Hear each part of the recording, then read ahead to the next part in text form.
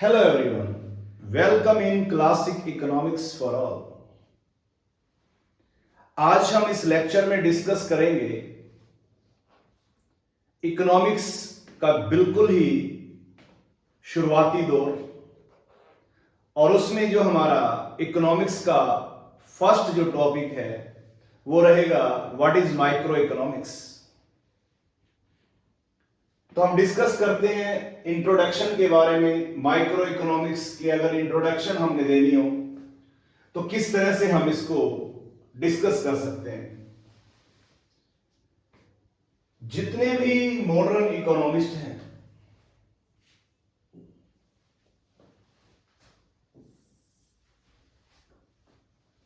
वो economic activity जो है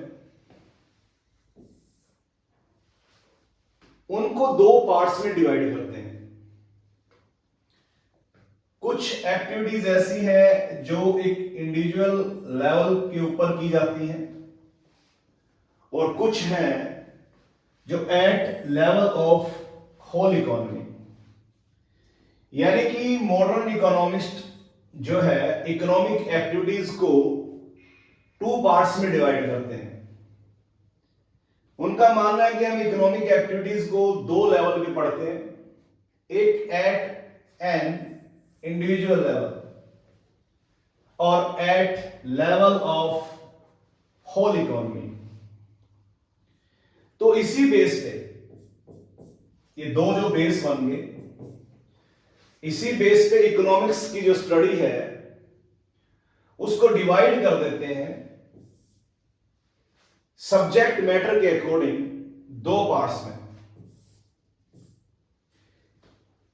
जो पार्ट जो इंडिविजुअल लेवल इकोनॉमिक एक्टिविटीज के बारे में बात करता है उसके लिए माइक्रो इकोनॉमिक्स, और जो इकोनॉमी ऑफ द होल या लेवल ऑफ होल इकोनॉमी उसके लिए मैक्रो इकोनॉमिक्स। तो जो माइक्रो इकोनॉमिक्स है और मैक्रो इकोनॉमिक्स है ये इकोनॉमिक्स की दो मेन ब्रांच है। जो माइक्रो वर्ड है और मैक्रो वर्ड है सबसे पहले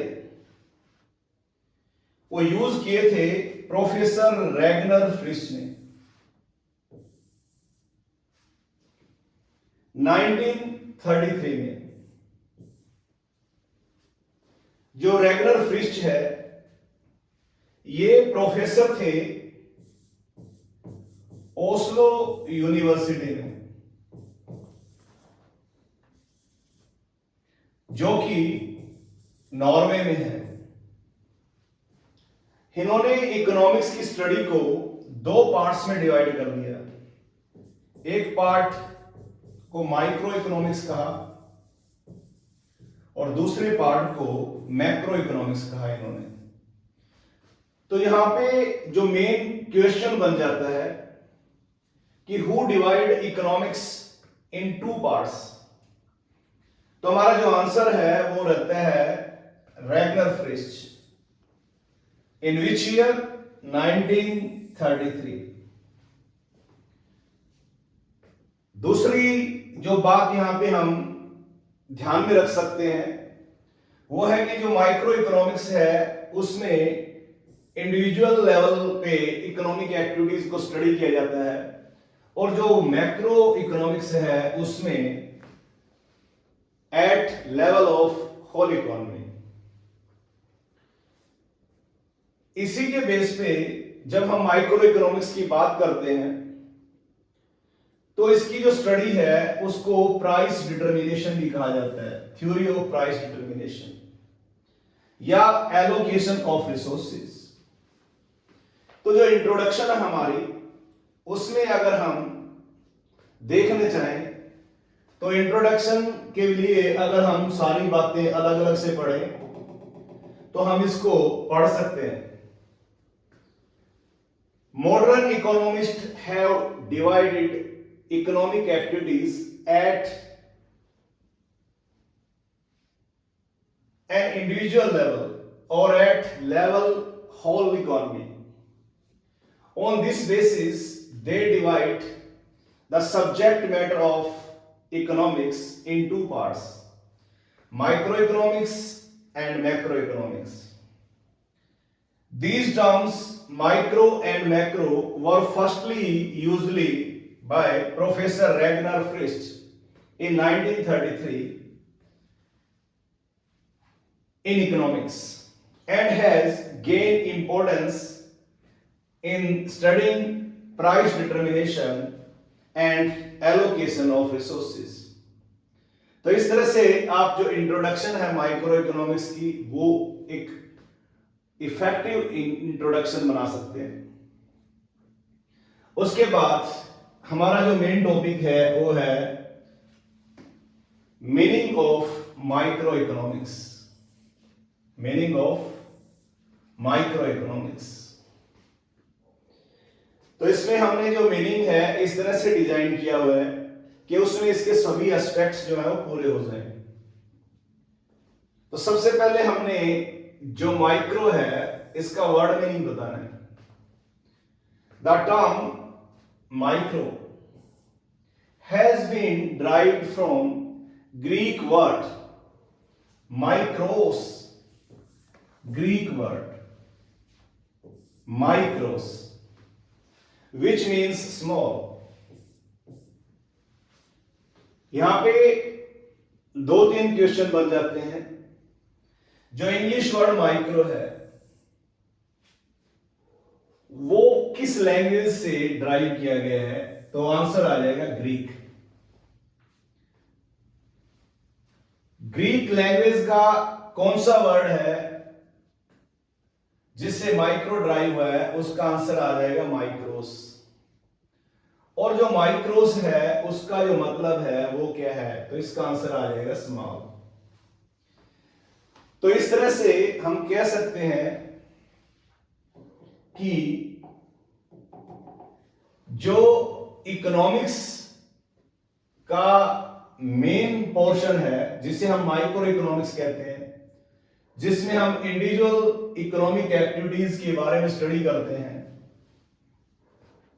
उसे कहां से ड्राइव किया गया है, तो हम कह सकते हैं the term micro has been derived from Greek word micros which means small.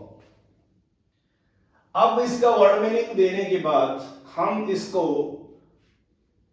एक डेफिनेशन और इसकी जो मीनिंग है उसकी वर्डिंग को फाइनलाइज करेंगे। तो हम कह सकते हैं कि micro economics studies economic problems on small scale. एक ही लाइन में अगर आपने आंसर देना हो तो micro economics studies economic problems on small scale, that is problems on an individual economic units, a consumer, a producer, a firm or an industry। यानी कि micro economic studies economic problems on small scale, that is problems on an individual economic units, A consumer, a producer, a firm और an industry etcetera. ये हम इस चीज को सारी को ये कह सकते हैं कि माइक्रो इकोनॉमिक्स में हम इंडिविजुअल इकोनॉमिक एक्टिविटीज की स्टडी करते हैं। हम लिख सकते हैं इन माइक्रो इकोनॉमिक्स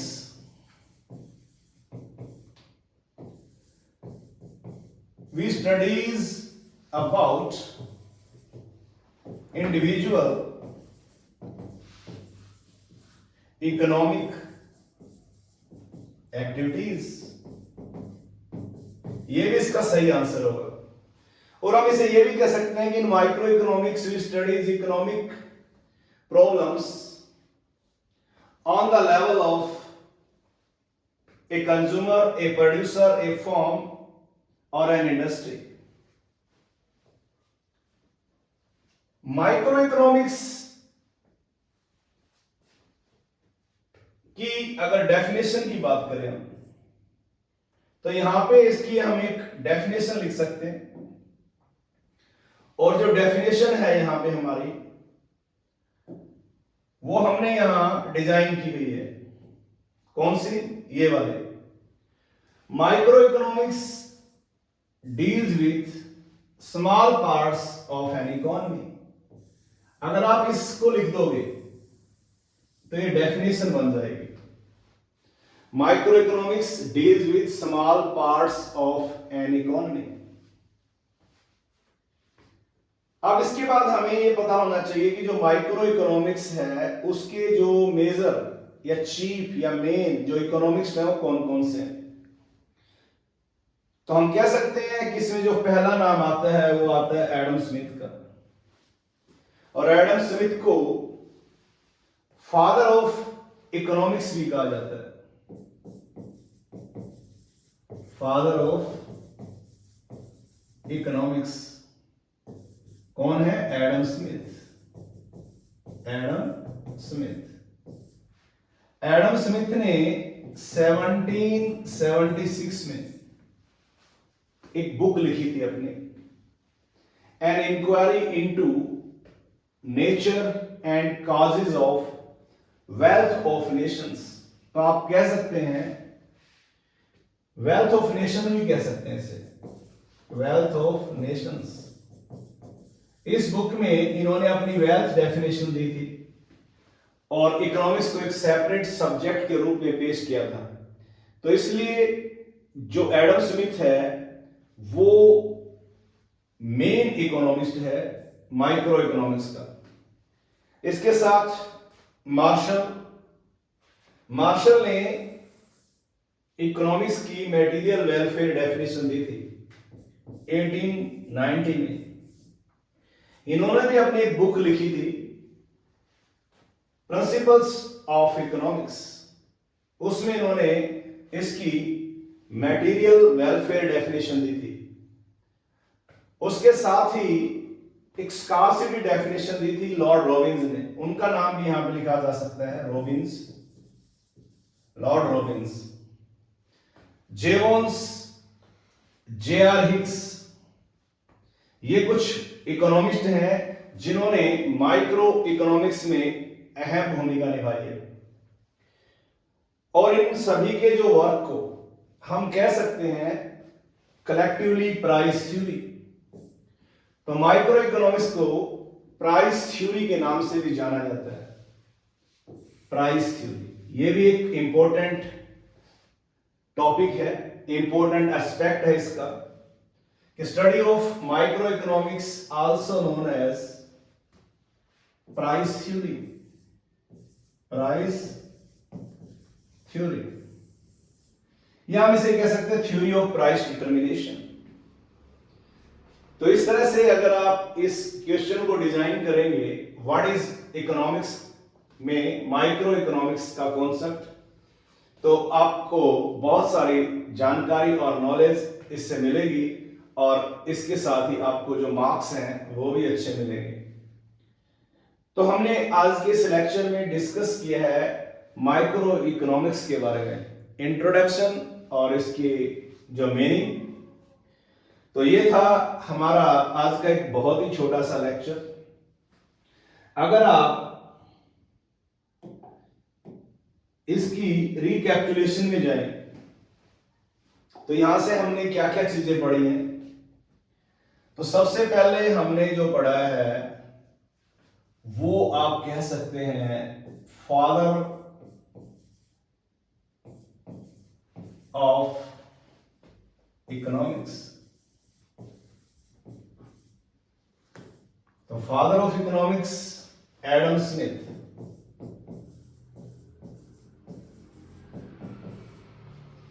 कौन से ईयर में? इन्होंने 1776 में एक बुक लिखी, an inquiry into nature and causes of wealth of nations। इन्होंने इस बुक में इकोनॉमिक्स की जो वेल्थ डेफिनेशन दी, वेल्थ डेफिनेशन,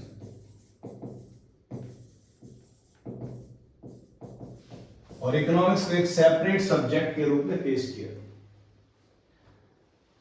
उसके बाद हमें पता होना चाहिए हु डिवाइड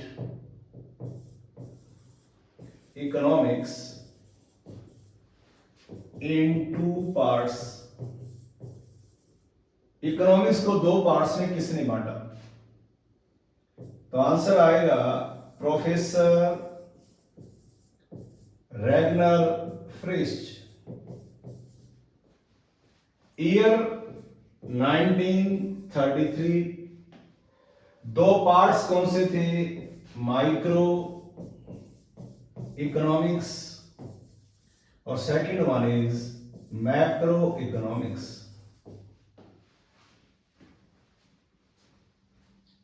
और प्रोफेसर जो रैगनर फ्रिस्ट हैं वो नॉर्वे जो कंट्री है उसमें ऑस्लो यूनिवर्सिटी में पढ़ाते थे। उसके बाद जो वर्ड माइक्रो है वो कौन सी लैंग्वेज से लिया गया है? ग्रीक लैंग्वेज से। ग्रीक का कौन सा वर्ड है? माइक्रोस। उसका क्या मतलब होता है? स्मॉल।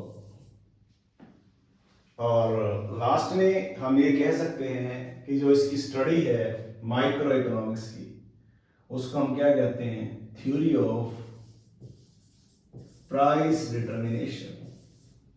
Price determination. तो इस तरह से बहुत सारी जो जानकारी है आपको इस लेक्चर के थ्रू मिली है। तो हम इसी तरह से आपके साथ डिस्कस करेंगे इकोनॉमिक्स के बहुत सारे डिफरेंट टॉपिक्स। अगर आप मेरे इस channel classic economics for all पे बिल्कुल नए हैं तो आप मेरे इस channel classic economics for all को सब्सक्राइब करें, बेल आइकन प्रेस करें ताकि हर एक नए लेक्चर का जो नोटिफिकेशन है वो सबसे पहले आपको मिले। और हम डिस्कस करेंगे इकोनॉमिक्स के इसी तरह से बहुत सारे कॉन्सेप्ट्स बड़े ही आसान और इजी वे में। तो ये था हमारा आज का लेक्चर। तो थैंक्स अ लॉट।